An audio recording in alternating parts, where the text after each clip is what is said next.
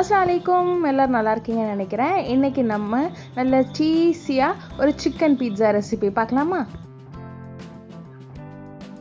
இதுக்கு நம்ம first east activate பண்ணி எடுக்கணும். அதனால அரை கப்பு வெதுவெதுப்பான தண்ணி எடுத்திருக்கேன். ரொம்ப சூடாக இல்லாமல் லேசான சூடில். அது கூட 1 டேபிள் ஸ்பூன் அளவு சுகரும் 3/4 டீஸ்பூன் அளவு ஈஸ்ட்டும் சேர்த்து நல்லா மிக்ஸ் பண்ணி ஒரு ஓரமாக வச்சுக்கலாம். ஒரு 10 to 15 மினிட்ஸ்லேயே அந்த ஈஸ்ட் நல்லா ஆக்டிவேட் ஆகி வரும். கரெக்டான ஈஸ்ட்டாக இருந்தால் மட்டும்தான் அந்த ஆக்டிவேட் ஆகி வரும், இல்லைன்னா ஃபுல்லாக ஃப்ளாப் ஆகிடும். ஒரு 10 நிமிஷம் கழித்து பார்த்திங்கன்னா நல்ல ரேஸ் ஆகி வந்திருக்கும். இதோ இந்த மாதிரி.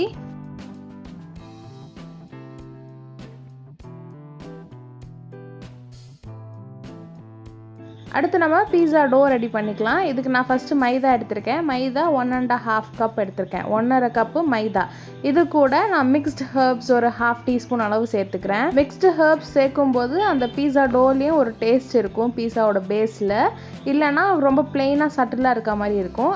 அப்புறம் அது கூடவே ஒரு 1/2 டீஸ்பூன் அளவு சால்ட் சேர்த்து ஒரு வாட்டி நல்லா மிக்ஸ் பண்ணி விட்டுட்டு அதுக்கப்புறம் நம்ம ஈஸ்ட் வாட்டர் இருக்குல்ல அதையும் சேர்த்துட்டு அது கூட 1 டேபிள் ஸ்பூன் அளவுக்கு ஆயில் சேர்த்துட்டு நம்ம நல்லா பிசைஞ்சு எடுத்துக்கணும். அப்போ இதை நம்ம பிசையும் போது ஸ்டார்டிங்கில் கொஞ்சம் ஸ்டிக்கியாக இருக்க மாதிரி இருக்கும் கையில். நம்ம பிசைய நல்ல ஸ்மூத்தான டெக்ஸ்சரில் ரெடி ஆயிரும். 3 வாரத்துக்கு முன்னாடியே நாங்கள் ஊர்லேருந்து ட்ராவல் பண்ணி வந்துட்டு இருக்கும்போது என்னோடய ஹஸ்பண்ட் ஃபரி சிக்கன் பீட்சா சாப்பிடணும் ஃபரி அப்படின்னு சொன்னாங்களா.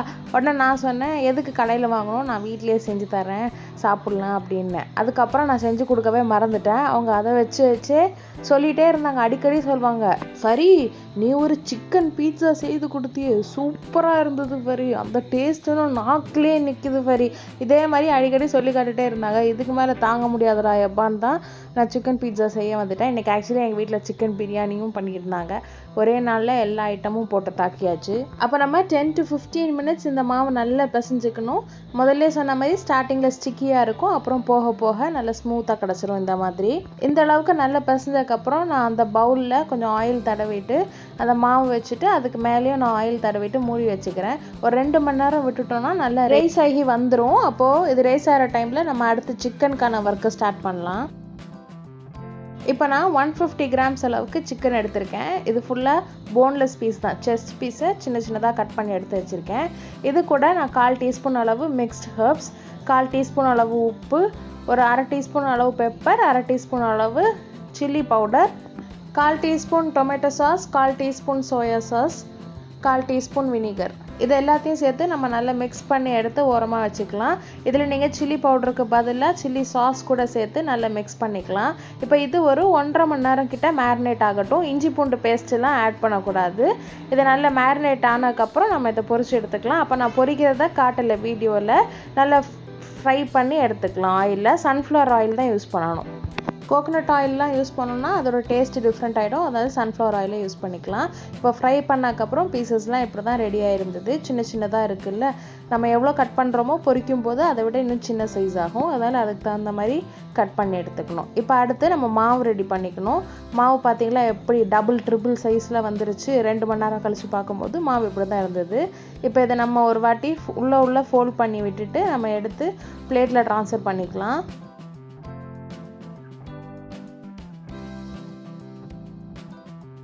என்கிட்ட பீட்சா ரெடி பண்ணுறதுக்கான ட்ரே கிடையாது.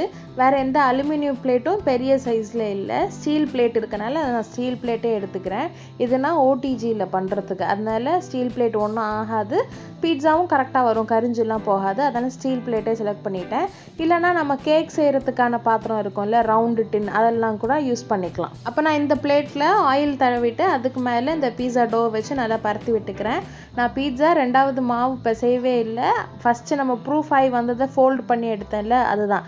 அதை வச்சு அப்படியே நான் ஸ்ப்ரெட் பண்ணி விட்டுக்கிறேன். ஓரங்களெல்லாம் ஒரு ப்ரெஸ் பண்ணிவிட்டு நம்ம ஃபோர்க்கை வச்சு எல்லா இடத்துலையும் குத்தி விட்டுக்கணும். ஃபோர்க் வச்சு இந்த மாதிரி நம்ம குத்தி விடாமல் விட்டுட்டோம்னா அப்புறம் பேக் ஆகி வரும்போது அது பன்னு மாதிரி ரைஸ் ஆகி வர ஸ்டார்ட் ஆகிடும். அதனால இந்த மாதிரி குத்தி விட்டுக்கணும் கண்டிப்பாக, இல்லைனா பன்னு மாதிரி ஆகிடும். இப்போ நம்ம ரெடி பண்ணி வச்சுருக்க பேஸுக்கு மேலே நம்ம பீட்சா சாஸ் வச்சு நல்லா ஸ்ப்ரெட் பண்ணி விட்டுக்க போகிறேன். அப்போ இந்த பீட்சா சாஸோட ரெசிபி நம்ம சேனலில் ஆல்ரெடி இருக்குது, பார்க்காதவங்க பார்த்துக்கோங்க. இல்லைனா ரெண்டுமே சேர்த்து ஒரே வீடியோ போட்டால் வீடியோ ரொம்ப லெங்க்த்தாக போகும். அதனால் நீங்கள் அந்த ரெசிபி பார்த்து நீங்கள் பீட்சா சாஸ் பண்ணிவிட்டு இது பண்ணும்போது டேஸ்டியாக இருக்கும். கடையில் கிடைக்கிற அப்படியே அந்த டாமினோஸ் பீட்சா ஸ்டைலில் இருக்கும். இப்படி நம்ம சாஸை ஸ்ப்ரெட் பண்ணி விட்டுட்டு அதுக்கு மேலே ஒரு லேயர் சீஸ் போட்டுக்கலாம். நான் மொசரெல்லா சீஸ் யூஸ் பண்ணிட்டு இருக்கேன். வேறு நம்ம நார்மல் சீஸ் யூஸ் பண்ணால் கூட யூஸ் பண்ணிக்கலாம். செடார் சீஸ் என்ன வேணாலும் யூஸ் பண்ணலாம். மொசரெல்லா சீஸ் மட்டுமே போதுமானது. நான் அது மட்டும் தான் யூஸ் பண்ணேன். மொத்தம் 200 கிராம்ஸ் ஒரு கியூப் மாதிரி கிடைக்கும்ல. இந்த ஒரு ஃபுல் பீட்சா பண்ணுறதுக்கு 200 கிராம்ஸ் சீஸ் நான் யூஸ் பண்ணியிருந்தேன்.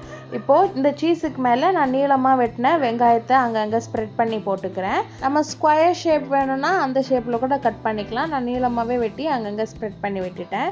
அதுக்கப்புறம் அது கூடவே நான் கேப்சிகம் க்ரீன் கேப்சிகமையும் நீளமாக கட் பண்ணி வச்சு அங்கங்கே போட்டு விட்டுக்கிட்டேன். நம்மளுக்கு கேப்சிகமில் கலர்ஸ்லாம் கிடைக்கும்ல, ரெட், எல்லோ, ஆரஞ்சு எல்லாம். அந்த கலர்ஸ் இருந்தால் கலர்ஃபுல்லாக இருக்கும். நம்ம க்ரீன் மட்டும் போடணும்னா ஓகே தான்.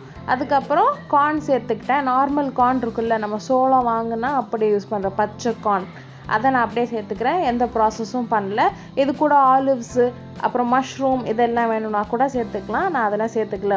அப்புறம் நம்ம ஃப்ரை பண்ணி வச்சுருக்க சிக்கனையும் எல்லா இடத்துலையும் போட்டுக்கிட்டேன். நீங்கள் இந்த பீட்சாவுக்கு சிக்கன் கம்மியாக வேணும்னா கம்மியாக செஞ்சுக்கோங்க. எங்கள் வீட்டில் சிக்கன் பீட்சானா நிறைய சிக்கன் தான் வேணும். அதுவும் என் ஹஸ்பண்டுக்கு ஸ்பெஷலாக பண்ணுறதில்ல, அதனால் நான் நிறையவே சிக்கன் போட்டுட்டேன். அதுக்கு மேலே மறுபடியும் மொசரெல்லா சீஸ் ஆட் பண்ணிக்கிட்டேன். இது சீஸ் ஃபுல்லாகவே அப்படியே கிடைக்கும். அதை நான் கிரேட் பண்ணி யூஸ் பண்ணிக்கிட்டேன். இல்லை கிரேட்டட் சீஸ் கிடச்சதுன்னா அது கூட யூஸ் பண்ணலாம். டைஸ்டு கூட கிடைக்கும், அதை கூட வாங்கி யூஸ் பண்ணிக்கலாம். இப்போ நான் இதை அவனில் வச்சு பேக் பண்ணிக்கிட்டேன்.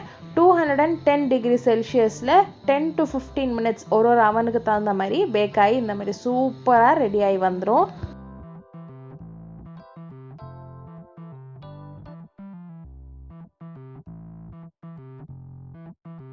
இப்போ இதுக்கு மேலே கொஞ்சம் ஆர்கானோ சீசனிங்ஸ் இல்லைனா மிக்ஸ்ட் ஹர்ப்ஸ் கூட யூஸ் பண்ணிக்கலாம். நான் மிக்ஸ்ட் ஹர்ப்ஸே போட்டுக்கிட்டேன், நல்லாயிருக்கும் டேஸ்ட்டு. அப்புறம் நான் பீட்சா கட் பண்ணும்போது பயங்கர சூடாக இருந்தது. அதனால் கையில் க்ளவுஸ் போட்டுகிட்டே தான் கட் பண்ணிக்கிட்டேன். என்னால் கையால் எடுக்க முடியல, ரொம்ப சூடாக இருந்ததுனால.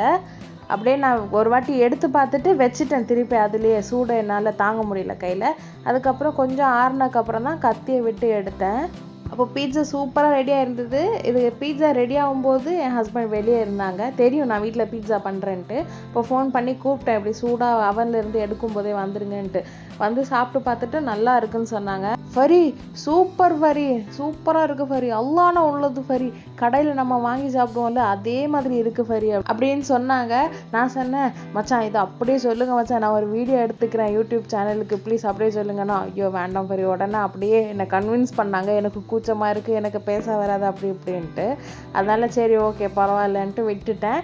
நான் அவங்க கூச்சப்படுவாங்கன்னு சொன்னேன் இல்லையா ஆல்ரெடி. இந்த கிரேப் டீ வீடியோ போட்டுட்டு இருந்தேன்ல, அங்கே போனப்போ எனக்கு வந்து ஊட்டி விடுறதுக்கு வந்தாங்க. வீடியோ பார்த்த உடனே அவங்க வந்து ஒளிஞ்சிக்கிட்டாங்கன்னு சொன்னால அந்த வீடியோ கிளிப்பை இந்த வீடியோவோட லாஸ்ட்டில் ஆட் பண்ணுறேன், பார்த்துருப்போங்க. அப்போ பீட்சா நீங்கள் ட்ரை பண்ணி பார்த்துட்டு எப்படி இருக்குன்னு கமெண்ட் செக்ஷனில் போடுங்க. வீடியோ பிடிச்சிருந்தா லைக் பண்ணிட்டு மறக்காமல் சேனலை சப்ஸ்கிரைப் பண்ணிக்கோங்க. ஓகே, வீடியோ பார்த்துட்டு போங்க. டாடா பாய்.